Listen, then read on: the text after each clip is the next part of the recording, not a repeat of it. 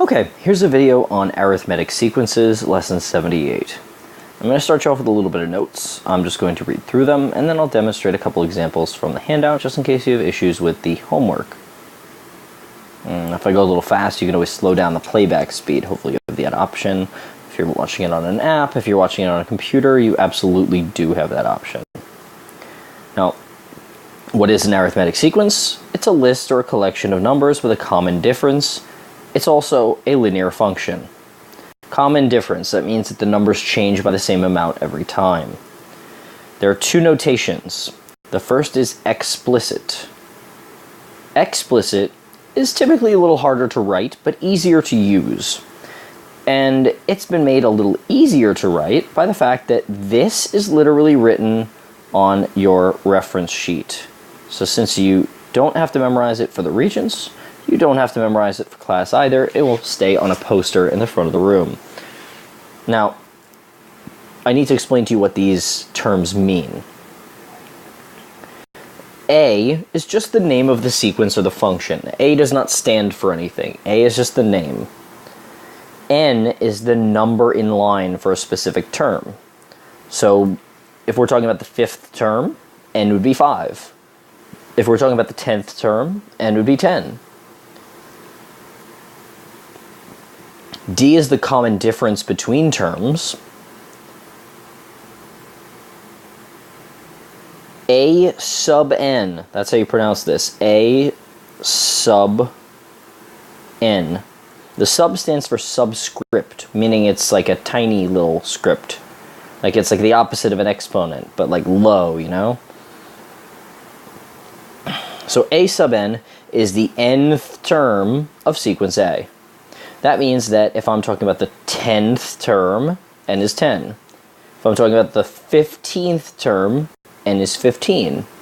So if I say A sub 15, I'm talking about the 15th term. And A sub 1 is the first term. I read this as the first term of A. Now let me give you an example. Do it piece by piece. I don't give away the answer here. So here's a sequence of numbers. The first thing I need to do, if the instructions say to find an explicit sequence notation, is I notice that I have that formula. A sub n is equal to A sub 1 plus n minus 1 times d. Now here are the two things that you should be able to find for one of these equations. The first term and the common difference. What's the first term? A sub 1 is the first term of A, which is this, 9. Now I just need to find the common difference. Well, what am I doing every time to get from 9 to 12, from 12 to 15, from 15 to 18?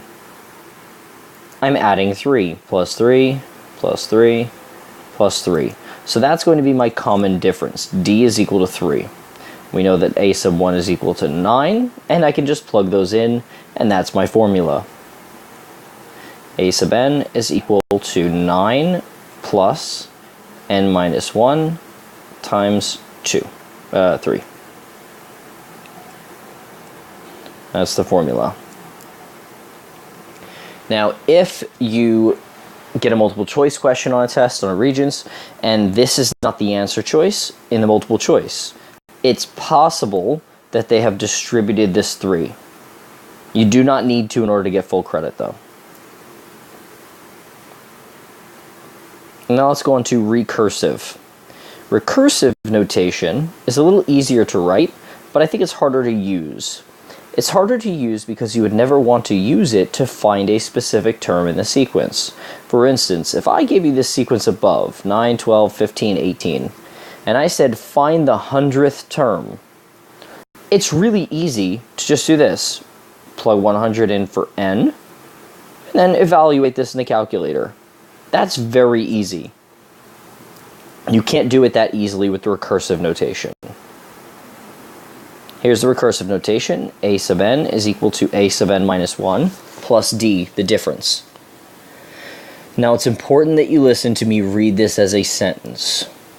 A sub n is any term So any term is equal to the term before it plus d, the difference. Because a sub n is the nth term in line. Let's, for example, say a sub 10. Well, then what is this term? A sub 10 minus 1? Well, that's a sub 9. Plus the difference. So essentially, if you want to know, hey, what's the 10th term in the sequence?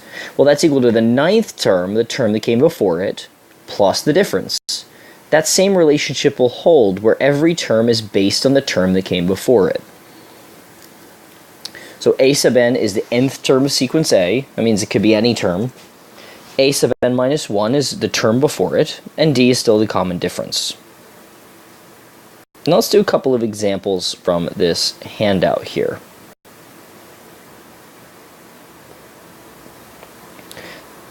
Given the explicit formula, find the common difference. We started off by finding the actual list of numbers. So we're going to start off with number 3. A sub n is equal to negative 108 plus 100n.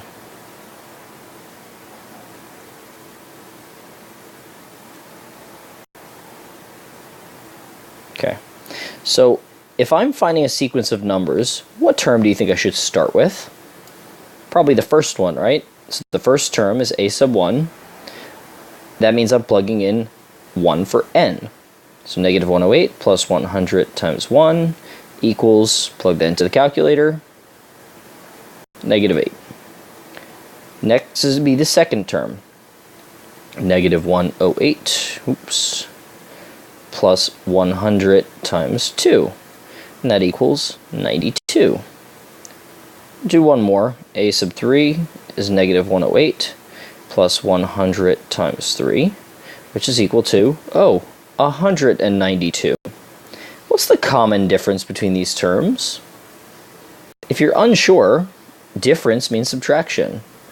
192 minus 92 equals 100. 92 minus negative 8 equals, 100. So it looks like my common difference, d, is equal to 100. You can actually pull that right from the notation if you wanted to. All we have to do is look at the coefficient on the n. So this one, d is equal to 100. 4, d is equal to 3. And 5, d is equal to negative 7. But don't think you're getting off that easy, because for the homework questions in this section, you still need to find me the first 3 terms so that you can use those to justify your common difference. Now the next section, they give you the sequence and they want you to find the explicit formula. Oh, well, the explicit formula, I have a formula for that on my reference sheet. It says a sub n is equal to a sub 1 plus n minus 1 times d. And remember, I only need to find the first term and the common difference. So, well, I mean, the first term, a sub 1, that's easy. That's going to be 26. And what's the common difference? How do I get from 26 to 22, 22 to 18, 18 to 14? By minusing 4. So d is going to be equal to negative 4. Let's plug these in. A sub n is equal to 26 plus n minus 1 times negative 4. And like I said, you can distribute the negative 4 if you want and clean it up, but you don't have to. On to the back.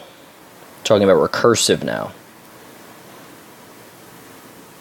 Recursive sequences have 2 things going on. They've got 2 different parts to it, sort of. They give you a starting value. They tell you what the first term is. That's awesome. I know exactly where to start. And they give me a rule. Let's call this the rule. The rule is that any term is equal to the term before it minus 10.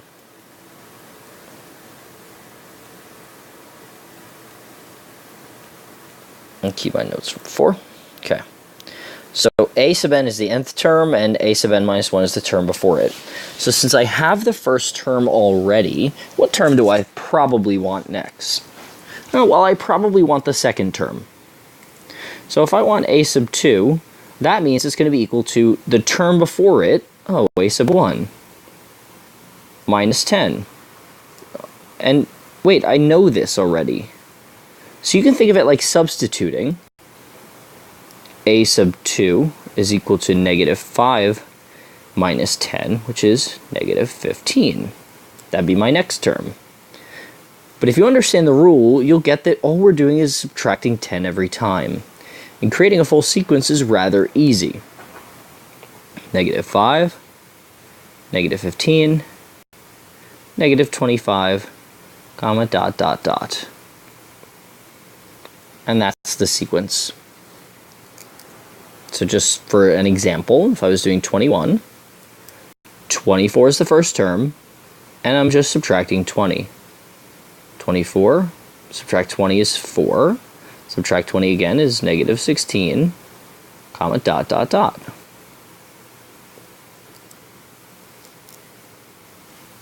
And for the very last section, which is from question 28 downward, they want you to go backwards, meaning start with the sequence and create the recursive sequence notation for this. So let's think of what I needed up here. I needed a starting value and I needed a rule. Let's start off with the starting value because that seems easy. What is a sub 1? It's negative 23.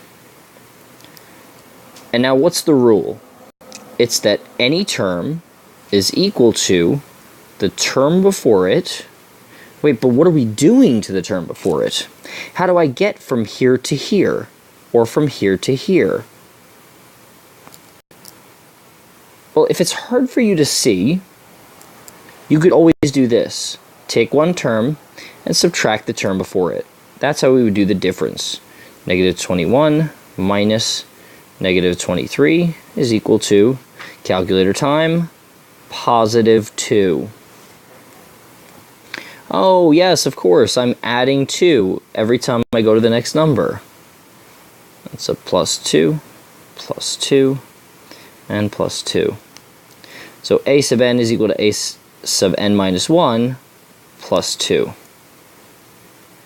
That is a recursive sequence notation for that. Okay? I hope that was helpful. Make sure you complete your homework.